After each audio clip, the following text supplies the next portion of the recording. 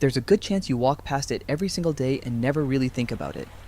A patch of grass, maybe a few decorative plants along the fence, some concrete, a shed you stopped using 2 years ago.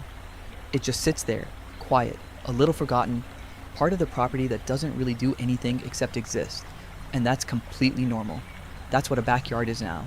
A place to mow on weekends, maybe throw a few chairs on when the weather's nice. But here's what's been sitting in the back of my mind for a while now. That same space, roughly the same square footage you probably already have, was once considered one of the most valuable pieces of land a family could own. Not because of what it looked like, because of what it could do. Imagine growing a meaningful portion of your own food, fruits, vegetables, eggs, herbs, without depending on grocery stores, without synthetic fertilizers, without irrigation systems that cost a fortune to install. Not a farm, not a commercial operation, just a backyard. One that practically takes care of itself once it's established, that gets more productive over time instead of less, that keeps feeding you even when everything around it is falling apart. That's not a fantasy. That design existed, and it worked. Not for a decade or two, but for over 2,000 years, across 3 continents, in civilizations that had nothing in common except one thing. They figured out that a small piece of land, organized the right way, could be the difference between surviving a crisis and not surviving it at all. So, what was the design? And why did almost everyone stop using it? That question is worth sitting with for a second, because the answer isn't simple and it says something uncomfortable about how we live today. If you've been thinking about growing your own food, or you're just starting to realize how fragile the systems we depend on actually are, and subscribe to the channel.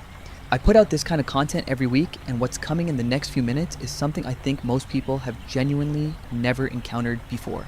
Now, let's go back about 2,000 years, because that's where this story actually begins.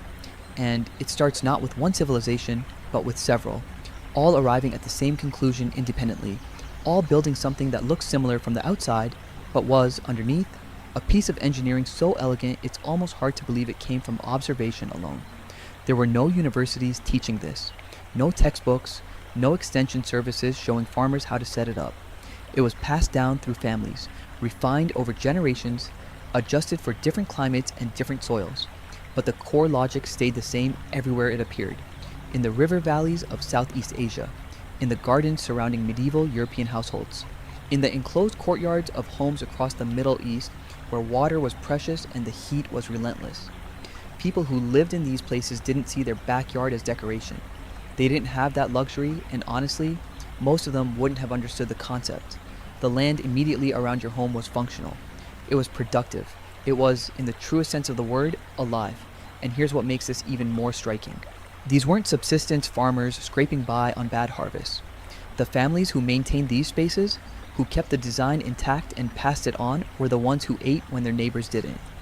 They were the ones who came through droughts, famines, and the chaos of war with something still growing. Not because they were lucky, because of what they had built in their own backyard. The system had a logic to it that most modern gardens completely miss. It wasn't about planting a lot. It was about planting the right things, in the right relationship to each other, in layers, so that when one part struggled, everything else kept going. A kind of built-in resilience that no single crop, no matter how productive, can ever provide on its own. That's the thing almost nobody talks about. Resilience isn't about having more.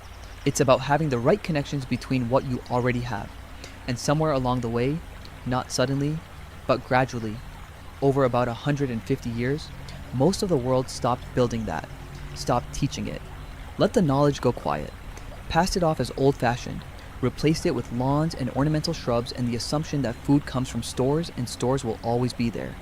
The question is what exactly was lost, and whether it can be brought back.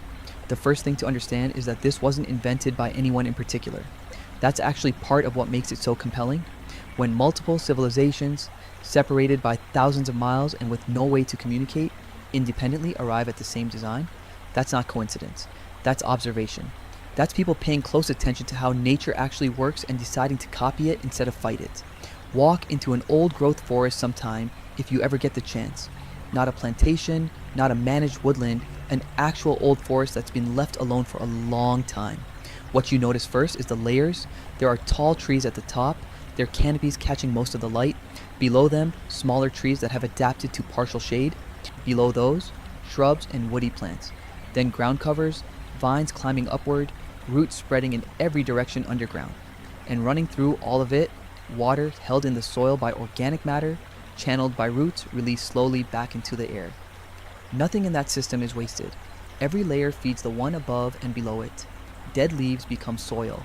Soil feeds roots. Roots anchor moisture. Moisture supports life at every level. The whole thing runs on almost nothing from the outside. It's been doing it for thousands of years without any help from anyone. The people who built these ancient backyards looked at that and thought, what if we did the same thing, but with plants we can eat? It sounds almost too simple when you say it like that, but the implications are enormous, because a forest doesn't fail the way a field does. A field is one thing, one crop, one season, one gamble. If the rains don't come, or they come too hard, or a pest moves through, the whole field goes. Everything you were counting on, gone in weeks. That's the fundamental fragility of monoculture, and it was just as true 2,000 years ago as it is today.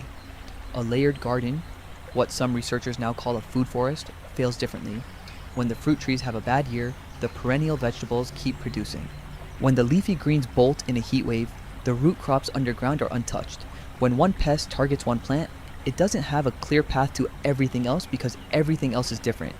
The diversity itself is the protection, not abundance. Diversity. This is what those families understood that most modern gardens don't. You're not trying to maximize the output of any single plant. You're trying to build a system where something is always producing, no matter what the season or the weather or the circumstances happen to be. And the results, historically, were striking. There are records from medieval England of enclosed kitchen gardens, managed in layers with fruit trees, herb borders, and small livestock that fed entire households through winters that destroyed open field crops completely. In parts of Southeast Asia, the Pekarangan, the traditional home garden, has been documented producing food continuously for over 300 years on the same plots of land, without synthetic inputs of any kind. In the Middle East, walled gardens built around courtyard homes created microclimates so stable that families grew food in conditions that should, by all rights, have made growing anything nearly impossible. The same pattern, different cultures, same discovery. If you want to go deeper on this, the actual step-by-step process of building one of these systems from scratch, including which plants work together, how to set up water management on a small scale, and how to integrate animals without making your life complicated. I've put together a complete guide that covers everything this video can only touch on. The link is in the description and pinned in the first comment. It's worth checking out, especially if you're seriously thinking about building something like this. Keep watching, because the next part of this is where the real design logic starts to come together. Now, here's where it gets interesting, because understanding that this system exists is one thing. Understanding why it works, the actual mechanics underneath it, is something else entirely. And most people who try to build something like this without understanding the mechanics end up frustrated, because they plant a few fruit trees, throw in some vegetables, and then wonder why nothing seems to connect the way they expected. The reason is that a food forest isn't just a collection of useful plants, it's a set of relationships. And those relationships only work when the right elements are in the right positions, playing the right roles. Think about what a large fruit tree actually does in a space. Yes, it produces fruit, but that's almost secondary to its other functions. It creates shade, which in summer can drop the soil temperature underneath it by 10 to 15 degrees, making it possible to grow cool season crops through heat that would otherwise make them bolt and fail. Its root system breaks up compacted soil at a depth that smaller plants can't reach, bringing up minerals and making them available closer to the surface. Its leaf litter, as it falls and decomposes, feeds the soil biology directly underneath, and that biology is what makes nutrients available to everything growing nearby. And its canopy intercepts rainfall, slowing it down, spreading it across a wider area, reducing the erosion that bare soil suffers every time it rains hard. One tree, 4 functions, none of which show up on a seed packet or a plant label at the nursery. That's the part of this design that takes a while to really absorb. Every element is doing more than one thing, and the system only reveals its full logic when you start seeing those invisible functions. Not just what a plant produces, but what role it plays in keeping everything around it alive. So, let's talk about what this system actually looks like, not as a list of plants, but as a set of relationships, because that's the part most people miss when they try to build something like this on their own. The first pillar is the tree layer, and I want to be clear about what a fruit tree actually does in a space, because it produces fruit is almost the least interesting thing about it. A mature fruit tree creates shade that can drop soil temperature underneath it by 10 to 15 degrees in summer, which means cool season crops that would normally bolt in June keep producing into August. Its root system goes 4, 5, sometimes 6 feet deep, pulling up calcium, magnesium, and potassium from below the reach of anything else in the garden. When those leaves fall in autumn, all of those minerals come back to the surface as the leaves decompose. The tree is a biological pump, moving fertility from deep underground to exactly where your vegetables need it. That's before you count a single piece of fruit. The second pillar is the shrub and perennial layer. Most gardens are annual. You plant, harvest, pull everything out, and start over. Every year, the same work. Every year, the soil gets disturbed, the root networks get destroyed, the microbial life that actually feeds your plants gets reset. Perennials don't do that. A well-established asparagus bed produces for 20 years, currant bushes fruit from their second year onward, with almost no intervention. Artichokes, rhubarb, walking onions, plants that come back stronger each season, building soil biology instead of depleting it. In a traditional productive backyard, these weren't supplementary. They were the backbone, not because they were the most productive in any single season, but because they were always there. The third pillar is water, and this is the one most people underestimate almost completely, because water management in these systems wasn't about irrigation. It was about slowing water down and keeping it in the soil long enough for plants to use it. The simplest version is a swale, a shallow trench dug level along the contour of the land, so rainfall spreads sideways and soaks in instead of running off downhill. Ancient farmers in the Middle East used this technique to grow food in regions receiving less than 10 inches of rain per year. Combine that with deep mulch over the soil surface and you have a system that retains moisture for weeks after rain, even in summer heat. The soil biology in that mulch breaks down organic matter continuously, feeding the ground and creating the spongy texture that holds water without becoming waterlogged. It's not complicated. It's just biology, doing what biology does when you stop fighting it. If you're finding this useful, and I think you will, because the next piece is where this all starts to connect, subscribe to the channel if you haven't yet, and drop a comment below telling me where you're watching from. It helps more than you'd think. Keep watching. The fourth pillar is the one that tends to surprise people, because it sounds like it's about animals. But it's really about closing a loop that every garden without animals leaves permanently open. In a conventional garden, nutrients leave with the harvest and the waste. Next year, you have to bring new fertility in from outside. Fertilizer, compost, amendments. Small animals close that loop.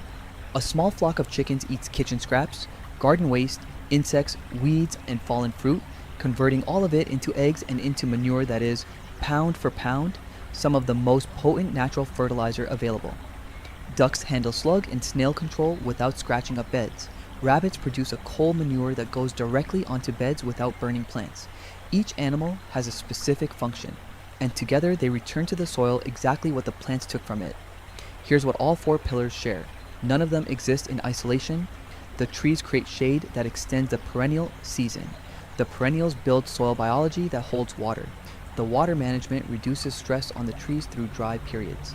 The animals cycle fertility that feeds everything. Pull out any one element and the system still works, just noticeably less well. Keep all four and something happens that's hard to describe until you see it. The garden stops feeling like something you're fighting. It starts feeling like something that wants to grow. Here's where I want to slow down for a second, because there's a version of this that goes off the rails pretty quickly. Someone hears all of this, gets excited, plants 6 fruit trees and a dozen perennials, and buys 4 chickens. And 6 months later, they're frustrated and wondering why nothing looks like what they imagined. That happens more often than it should, and it almost always comes down to the same few misunderstandings. The first one is expecting results in year 1. A food forest is not a vegetable garden. A vegetable garden is designed to produce in one season. A food forest is designed to produce for decades, and the first year is almost entirely about establishment. You're building root systems, soil biology, and the structural relationships between layers that will eventually make the whole thing self-sustaining. Go into year 1 expecting abundance and you'll be disappointed. Go in expecting to be laying a foundation and you'll be fine. The second misunderstanding is sequence. People want to do everything at once. Trees, perennials, animals, water systems, all in one season. But animals introduced before vegetation is established will destroy it. Perennials planted before the canopy trees are positioned won't end up in the right light conditions once those trees mature. The sequence is trees first, then the shrub and perennial layer, then water management, then animals. It feels slow, but you're not building something for this summer. You're building something that will still be feeding people in 30 years. The third misunderstanding is about maintenance. A mature food forest doesn't require no work. It requires different work. Less watering, less fertilizing, less pest management. But it still needs observation, occasional pruning, adjustment. The work shifts from fighting the system to managing it. That's a real difference, but it's not zero. Now, with all of that said, let me tell you what the historical record actually shows, because this is the part that puts everything in perspective. During the Irish famine of the 1840s, which killed over 1 million people in under a decade, the destruction was almost entirely concentrated in communities dependent on a single crop. Families who maintained diverse kitchen gardens with fruit trees, perennial vegetables, and small livestock fared markedly better, not because they were wealthy, but because they weren't dependent on one thing failing. In Java, the traditional Pekarangan home garden, studied extensively by agricultural researchers over the past 50 years, has been documented producing food continuously on the same plots for over 300 years without synthetic inputs. Plots smaller than a standard suburban backyard, containing between 40 and 60 food-producing species, simultaneously, consistently outperforming equivalent areas of monoculture in total caloric output per square meter, while simultaneously building soil health and conserving water. The same pattern appears in medieval English kitchen gardens, in the walled courtyard gardens of the Middle East, in the dooryard gardens of Central America. Different cultures, different climates, different centuries, same conclusion. Diversity, layered and managed as a system, creates a resilience that no single crop ever can. If you've stayed with this all the way through, subscribe and hit the like button if any of this has been useful. It genuinely helps this content reach more people. Then you already understand something most people who talk about food self-sufficiency miss entirely. The goal was never maximizing yield. The goal was never having zero yield. And that distinction changes everything about how you look at the space outside your back door. What's left now is the part worth holding on to. What this actually looks like when it works. Picture a morning in late September. You walk out the back door with a cup of coffee and the air is already carrying that particular coolness that means the season is turning. The apple tree in the corner has been dropping fruit for 2 weeks. Some of it you've eaten fresh, some you've stored, some the chickens have picked through and turned into eggs that are sitting in a bowl on the kitchen counter. Underneath the tree, in the shade it casts even in the low autumn light, the last of the salad greens are still going, bolt-resistant varieties that have been producing since April. The currant bushes finished months ago, but the asparagus crowns are resting now, storing energy for next spring's first flush. The soil under the wood chip mulch is dark and loose and smells like something alive. Nothing about that morning required a trip to a store. Nothing required a bag of fertilizer or a spray bottle or a significant amount of your time. It just happened, the way things happen in a system that's been given enough time to find its rhythm. That's what a mature food forest actually feels like from the inside. Not dramatic, not miraculous. Just quietly, persistently productive in a way that a conventional garden almost never is, because a conventional garden demands constant input and gives back only when everything goes right. This gives back even when things go wrong, especially when things go wrong. And that's the part that keeps coming back to me when I think about why these ancient designs survived for 2,000 years while so many other agricultural practices came and went. It wasn't because they were the most productive in ideal conditions, it was because they kept producing when conditions weren't ideal. When the summer was dry, when the harvest season brought unexpected frost, when the supply chains that more dependent communities relied on broke down for reasons nobody predicted. We live in a moment where the fragility of those supply chains has become harder to ignore. Most households in the developed world are, at any given time, about 3 days away from empty shelves, not because of some catastrophic scenario, but simply because the system that feeds them is long, complex, and dependent on dozens of variables staying stable simultaneously. It usually works, but it usually works is a different kind of security than, I have something growing in my backyard that will feed my family regardless. The people who built these systems weren't survivalists. They weren't paranoid. They were practical. They understood that the space immediately around their home was the one resource they had complete control over, and they used it accordingly. A fruit tree planted today takes 5 to 7 years to reach meaningful production. An asparagus bed takes 3 years before you can harvest heavily. A food forest built from scratch takes a decade to fully mature. None of that is fast. All of it is worth starting now rather than later because the best time to build resilience is before you need it. What I find most striking about this, honestly, is how little it asks of you in proportion to what it returns over time. You're not being asked to transform your life or move to a farm or become someone different. You're being asked to look at a piece of land you already own, land that right now is probably growing grass or nothing, and make a different decision about what happens there. That's it. The rest is observation, patience, and letting a system that has worked for 2 millennia do what it was designed to do. The backyard that fed families through famines, sieges, and economic collapses wasn't remarkable. It was just designed, layered, diverse, connected, managed as a living system rather than a seasonal project. That knowledge didn't disappear. It was set aside, and everything that was set aside can be picked back up. If this changed how you think about the space outside your home, subscribe to the channel and hit that like button. It helps more people find this kind of content, and that matters. Leave a comment below telling me what your situation looks like, whether you have a backyard, a balcony, a few containers, or just the idea of something you'd like to build someday. I read every single one, and your situation might shape what I cover next.